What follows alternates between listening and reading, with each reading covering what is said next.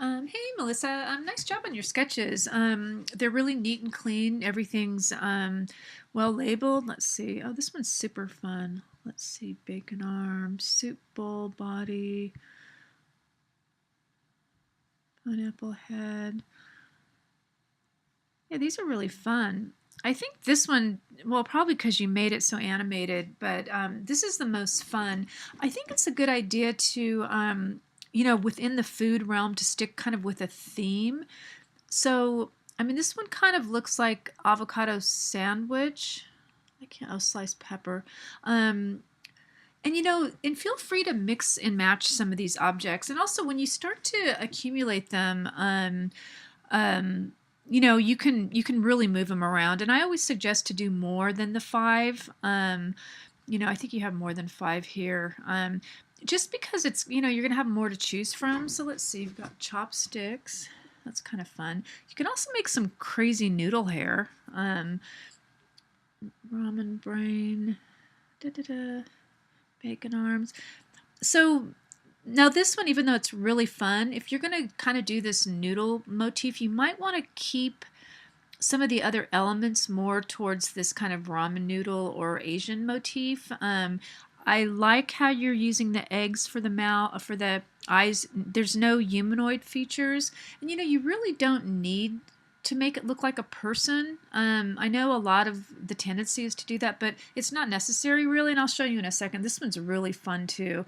Um, and again, I would definitely go for like a more of a less of a 1 point perspective. 1 point is where you just see one side and it's kind of just head on. Um, donut body. Donuts are so pretty, aren't they? Um, I mean, I don't know. This one has potential too, though. This one's probably has the least amount of variety because you've got three circles and Long John arms, milk. But anyway, I mean, several of these are really good. I mean, they're all really good, but I think that, and again, you've got the carrots. I would probably keep it all to like a pineapple and fruit, idea. Probably no peppers, but there's so many. I mean, if you do some keyword searches on Google in Google Image, you'll definitely get some really cool ideas too. So I just wanted to show you a couple, just a couple pieces from past students, and these are all finals. But again, when I say perspective, I don't know if you've had that class or not, but when you see something like this, it's 3 point perspective, and that's because you're seeing three sides. You're seeing one side, two sides, and then three up here. So it creates more depth that way. These are all finals too. So and this is what I mean by not having a human head.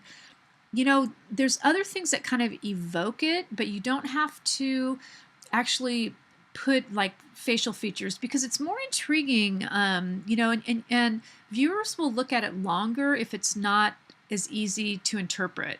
And again, you can see the different sides of this use of perspective, smaller in the back. Again, terrible type for this one. Again, smaller wheel in the back, smaller cables. And again, look at the variety here, and this is what I mean by variety. So it's got this big boxy form, but then I've got a lot of different cables, these round chips. So when I say variety, I mean variety in different forms of the objects, the way they look, and so on. And most students have to go, back and forth and change throughout the whole process. And again, not such a great background, but some decent variety, but kind of, I don't know. It's not as cohesive because he's throwing all this into the refrigerator and the utensils. And again, this one's pretty cool. And again, notice the light bulb. It doesn't have to be a head. And he did a pretty good job creating this, even though I think I probably would have made it look a little bit, more intriguing. And again, the head just kind of, I mean, if you look at these and just look at, ones that have heads are just easier. And this one looks great. I mean, you don't need eyes because it's already, it's is what it is. It's like kind of a moving little radish onion thing. So anyway, I just wanted to give you, and again, here's the 1 point perspective. My nose is so stuffed up, excuse me. And you can see how it does look flatter because we're just seeing that one, head-on size just from the front. Same here. This one she's trying to do 2-point, but she spent a lot of time with, the text. These are all finals and everything. So anyway, I hope this helps. So I personally think this is the most interesting just because of the shapes and some of the ideas. But I would continue to just, look for images too. You can, so let's say you're in Google Image. So let's say I put in, oops.